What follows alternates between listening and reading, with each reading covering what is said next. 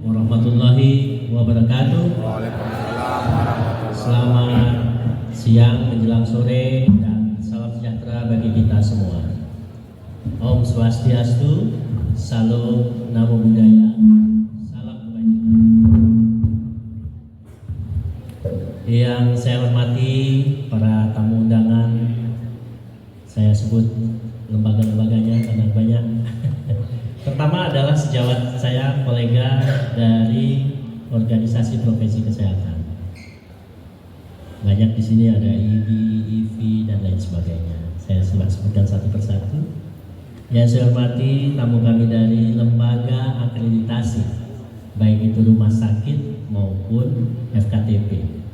Ada LARSI, ada KARS, ada LAPKI, ya, ada LARS, ya, dan seterusnya. Yang saya hormati para sejawat saya dari oke. Katanya mau dipindah dulu ke tengah biar kelihatan. Iya, betul.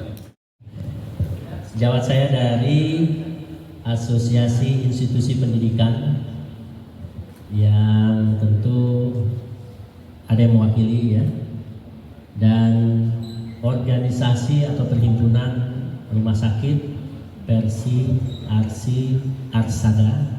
Terima kasih. Dan tentu saja ada juga secara khusus kami undang Bapak Hanif. Hanif ini ya, mohon berdiri Pak. Ini Pak, ya. Ini notaris PPNI yang banyak mengurus segala hal terkait dengan dokumen-dokumen hukum, baik itu di pusat maupun di beberapa provinsi yang menjadi dapat konsultasi sama beliau, maka saya undang, ya.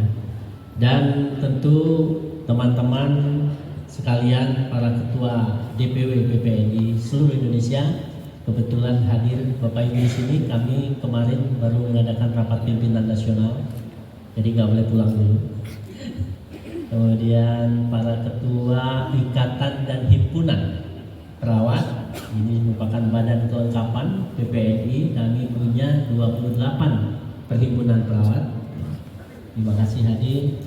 Dan ketua badan-badan lain, Badan Bantuan Hukum, Badan Litbang, Badan Diklat, dan Badan Sertifikasi. Ini lengkap sudah. Dan hadirin yang berbahagia, pertama dan utama kami ucapkan terima kasih dan berrasa syukur yang mendalam kepada Tuhan Yang Maha Kuasa, tentu karena diberikan nikmat yang sehat dan waktu luang. Pada hari ini kita bisa berhadir di sini dalam rangka menyaksikan grand launching. Kalau ada kata grand, maka sebenarnya sudah dilakukan soft. Jadi Bapak Ibu, hari ini memang grand launching. Tetapi kalau dilihat sifatnya, launching kita ini sudah bertahap. Pertama soft launching, sasarannya sekitarnya pemerintah daerah sudah kita lakukan bersama dunia industri. Karena di sekeliling hotel ini adalah banyak komplek industri.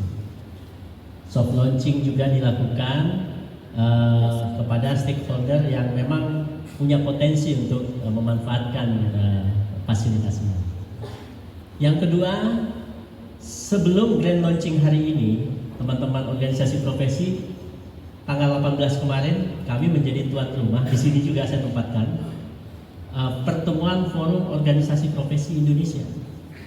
Jadi Bu Dorce, Mas dari IKTWI, itu teman-teman sudah sebagian hadir kemarin tanggal 18. Jadi izin, mohon maaf Pak, yang tanggal 21 kami udah merasakan. Bahkan kami kasih fasilitasi menginap 1 malam free of charge. Jadi beberapa organisasi profesi sudah hadir dalam rangka rapat kopi, ya.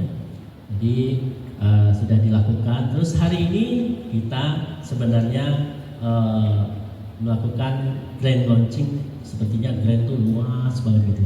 Tetapi sebenarnya khusus untuk teman-teman OP, lembaga akreditasi, ikatan asosiasi institusi pendidikan, perhimpunan rumah sakit. Kami juga kesehatan. Dan pertanyaan, tel itu apa? Tel itu apakah hotel? Gitu kan? Iya. Kita untuk eksternal orang biar mengertinya, oh ini hotel, ya, gitu ya. Tapi sesungguhnya niat awalnya dibuat adalah untuk Pusdiklat PPNI. Ya. Nah, Pusdiklat PPNI. Ya. Namun demikian karena gonjang-ganjing perubahan regulasi dan lain sebagainya menyebabkan kita harus berpikir keras nih, bagaimana PPNI atau organisasi profesi bisa hidup kan? Tentu harus berusaha ya. Maka kelihatannya kalau Pusdiklat kita launchingkan ya animonya untuk menginap di sini kurang lah gitu. Oke, kalau gitu kita tingkatkan statusnya jadi hotel. Jadi itu ceritanya Bapak Ibu ya. Namun demikian secara internal kita maknai Lakeside Tel ini, telnya ada kepanjangannya. BBH tadi lupa saya, Badan Bantuan Hukum satu lagi. Ya, hadir juga di sini ya. T-nya itu adalah training, E education, L itu adalah learning and learn. Jadi secara internal kita pahami ini pusat training, education, learning and learn. Makanya jadinya tel. Nah kita berharap ini orang menganggap ini hotel, iya, karena memang kita daftarkan di Pemda ini adalah fasilitasnya hotel. Jadi dan sudah berdiri sebenarnya kita sudah soft launching itu kurang lebih sebulan setelah selesai seluruhnya pembangunan. Itu di bulan Desember soft launchingnya. Jadi tanggal 11 Desember sudah soft launching Bapak Ibu. Nah mulai dari tanggal 11 itu kita soft launching dan sudah beroperasional. Dan alhamdulillah mohon maaf kita pindahkan dari pagi ke sore ini juga karena ini disewa. Ini disewa ya. Jadi sudah beroperasional sebenarnya hotel ini, dan kalau setiap minggu sudah pasti ada yang berkegiatan di sini. Dan tingkat huniannya juga cukup lumayan. Hotel ini mempunyai kurang lebih 91 kapasitasnya 91 tempat tidur. Ditambah dengan 4 cottage ada di atas di rooftop itu. Ya, 4 cottage ya. Nanti Bapak Ibu bisa kami ajak lihat ke atas ya. Dan terdiri dari 4 lantai. Lantai 1, 2, 3 adalah kamar. Sebanyak 87 kamar. Dan gedung ini dibuat atau mulai dibangunnya adalah tahun 2023. Setahun lah kurang lebih bangunan ini jadi ya. Kemudian di luas tanah kita punya ini ada 3,5 hektar. Oh enggak, tambahan. Itu 80 meter, berarti kurang lebih 4 hektar setengah, kurang sedikit. Jadi luas area kita dibangun di atas tanah 4,5 hektar ini dengan luas bangunan kurang lebih 6.380 meter persegi seluruhnya kalau dihitung sampai basement. Ya, jadi itu kira-kira gambaran singkatnya. Nanti prosesnya akan disampaikan di video. Ibu Bapak yang saya hormati, pengelolaan daripada gedung ini adalah dilakukan oleh PT Agi. PT Agi itu kan PT Asur Global Indonesia. PT Agi adalah pemegang saham utamanya adalah PPNI, sebanyak 99% sahamnya PPNI. Jadi boleh dikata PT Agi juga PT-nya PPNI. Itu dividennya, keuntungannya ya 99% kembali ke PPNI. 1% ya salah satu nama pengurus ex officio, itu juga milik PPNI. Ini kira begitu ya. Jadi kita buat manajemennya supaya dari kita untuk kita dan kembali lagi semuanya untuk kita semua. Itu saya kira Ibu Bapak yang saya hormati, mengapa kita mendirikan ini. Yang pertama adalah tentu karena kita melihat sudah menerawang sejauh-jauh hari bahwa organisasi profesi itu sebagai perkumpulan berbadan hukum tentu harus tidak harus selalu monoton terhadap bagaimana perilaku dalam konteks perusahaan. Harus juga tidak tergantung pada iuran semata, karena akan terjadi permasalahan bila terjadi penurunan iuran dan lain sebagainya, seperti yang rata-rata kita alami hari ini. Saya nggak tahu menurut saya Bapak terjadi nggak ya di tempat lain. Saya kira pasti hampir semua organisasi profesi merasakan karena perubahan regulasi hari ini memberikan kelonggaran ikatan antara anggota dengan organisasi dalam konteks mendapatkan izin dan lain sebagainya. Oleh karena itu, sebagai manusia dan sebagai organisasi yang layaknya juga adalah organisme, tentu dia harus hidup. Nah, menurut Talcott Person, hidup itu ada 4. Salah satunya adalah adaptasi. Maka ini adalah cara kami beradaptasi untuk bisa. Tadi Bu, ini di depan Bu Rokiah ini adalah salah satu, beliau secara dokumentasi beliau adalah pendiri PPNI. Tepuk tangan untuk beliau. Beliau adalah bendara PPNI zaman ketuanya Pak Hussein, ya. Sekjennya Pak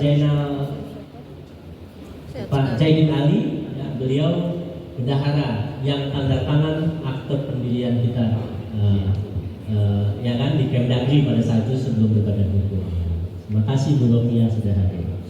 Dan itu kira-kira sehingga kita harus berpikir bagaimana caranya organisasi profesi, apalagi PPNI ini masyarakat anggotanya cukup besar.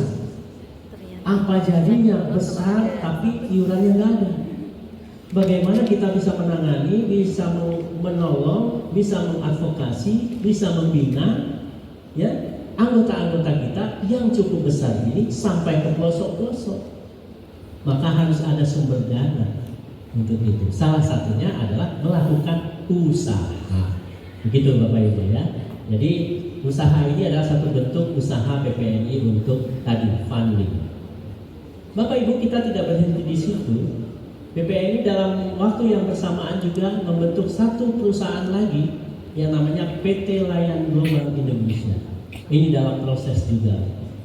PT Layan Global Indonesia itu sudah diputuskan di tingkat pleno pengurus adalah khusus untuk berusaha dalam P3MI, Perusahaan Pengirim Pekerja Migran Indonesia. Ya. Karena terus terang saja PPNI ini sering sekali Pak diundang ke sana kemari, diminta masukan, diminta data, diajak seminar, diajak ke luar negeri. Tujuannya gimana sih caranya? Supaya menambah kuota, pemenuhan kuota kebutuhan perawat-perawat di pasar kerja negara lainnya. Tapi faktanya masih belum juga banyak. Dan faktanya PPNI juga nggak bisa apa-apa karena sebagai organisasi profesi, apalagi dengan Undang-Undang 17 2023. So bagaimana? Kalau begitu gimana orang lain aja bisa, masa kita nggak bisa? Kita ambil aja, kita bikin P3MI dari hulu ke hilir, kita bisa lakukan itu. Jadi saya kira itu niat kita Bapak Ibu menyertai ini. Dan kalau nanti ada training luar negeri, semua fasilitas kita ada di sini. Jadi memang ini adalah proses untuk usaha integrasi yang akan kita lakukan untuk menambah pundi-pundi bukan untuk orang per orang, bukan untuk individu, tapi seluruhnya akan kembali kepada organisasi. Tergantung pengelolaannya bagaimana digunakan sebanyak-banyaknya untuk kepentingan kemaslahatan anggota dan organisasi. Jadi saya kira ini teman-teman yang kiranya mengapa ini kok bisa sampai tercetus ini, dan pengurus DPP, dukungan DPW dan DPD seluruh Indonesia, mengapa ini bisa terwujud? Karena niat kita keras untuk lepas dari jerat tradisional ikatan antara anggota dengan organisasi berbasis iuran. Dulu enak kita, nggak bayar iuran, nggak kasih rekomendasi, gitu benar saya. Ya, bisa, tapi sekarang nggak bisa. Rekomendasi udah dicabut. So, apa yang harus kita lakukan? Harus kita jualan manfaat.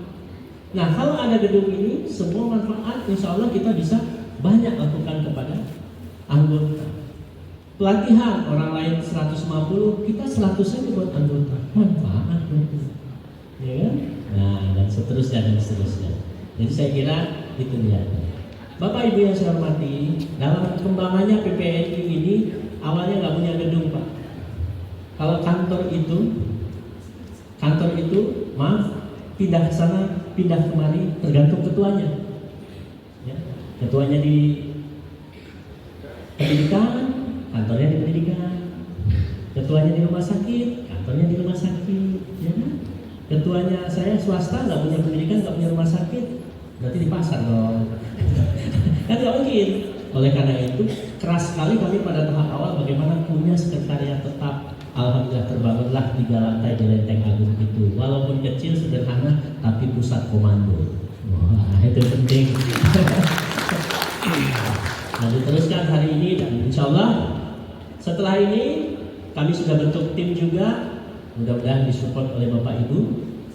Ke depan masih banyak luas tanah yang bisa kita manfaatkan. Sudah terbentuk tim pengembangan Universitas PPNI. Insya Allah kami targetkan 2 tahun ini akan selesai. Ya, masih ada 8.000 sana, 2.000 sana, 7.000 di sana. Masih meter persegi maksudnya. Masih sangat bisa luas untuk kita bangun.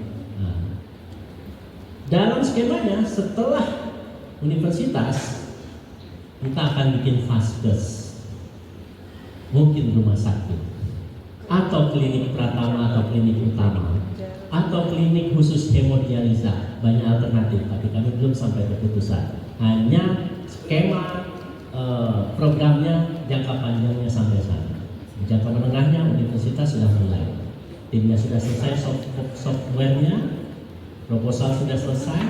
Tinggal sekarang bagaimana kita menentukan skema pembiayaan.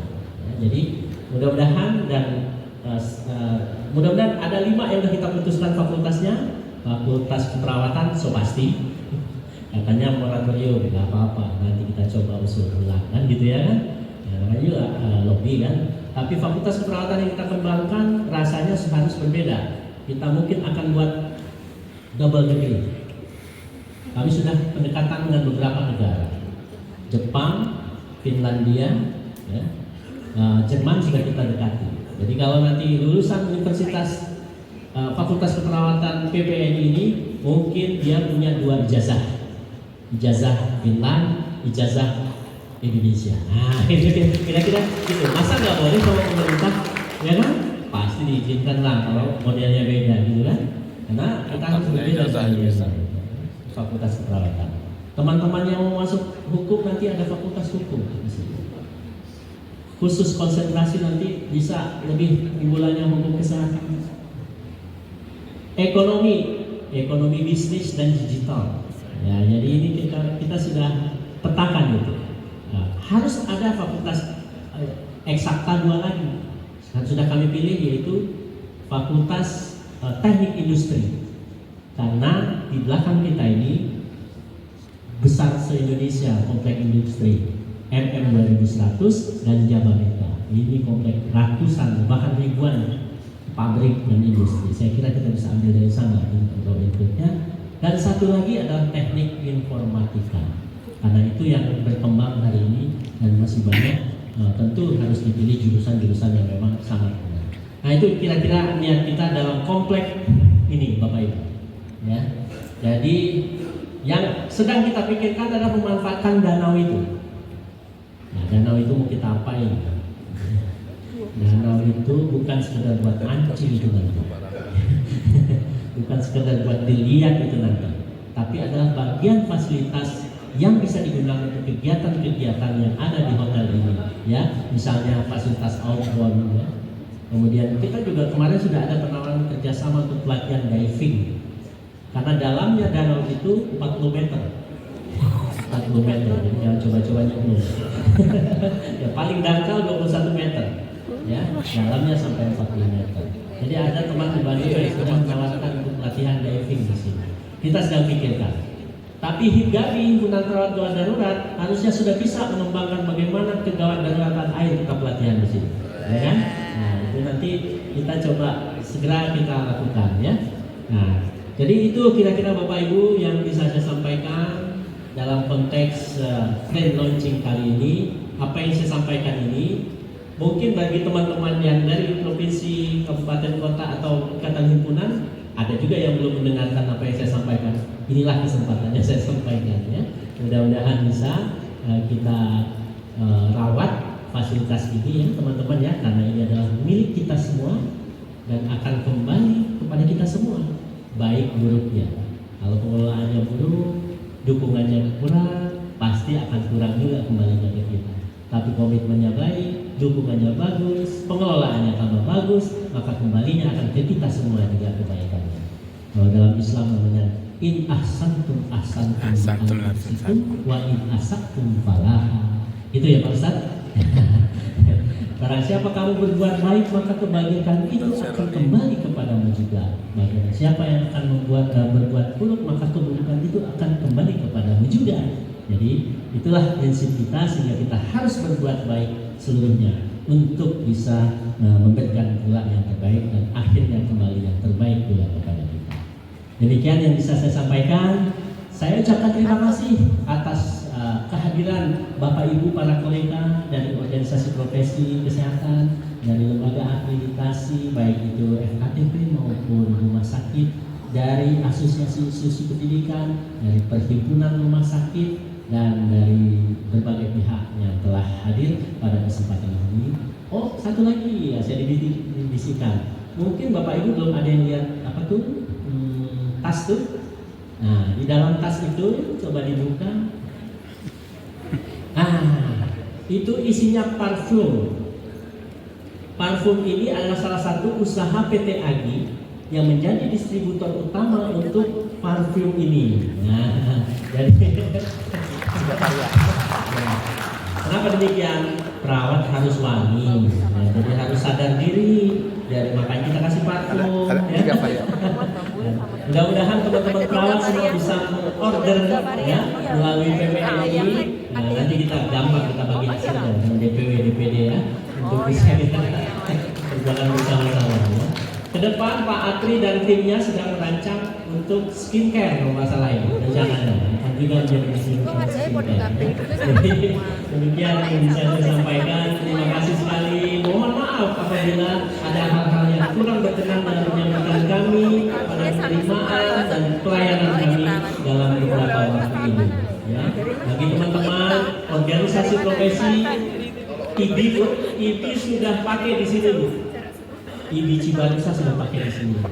Ya luar biasa itu ya. Teman-teman yang lain silakan. Nah, saya kira manajemen memikirkan kalau sahabat-sahabat pastilah ada proses, ada keringan-keringan atau diskon-diskon yang bisa kita berikan di mana-mana. Namanya sahabat, ya kan? Ya. Jadi inilah yang bisa saya sampaikan. Terima kasih atas perhatiannya. Wabillahi taufiq wal hidayah. Assalamualaikum warahmatullahi wabarakatuh. Waalaikumsalam warahmatullahi wabarakatuh.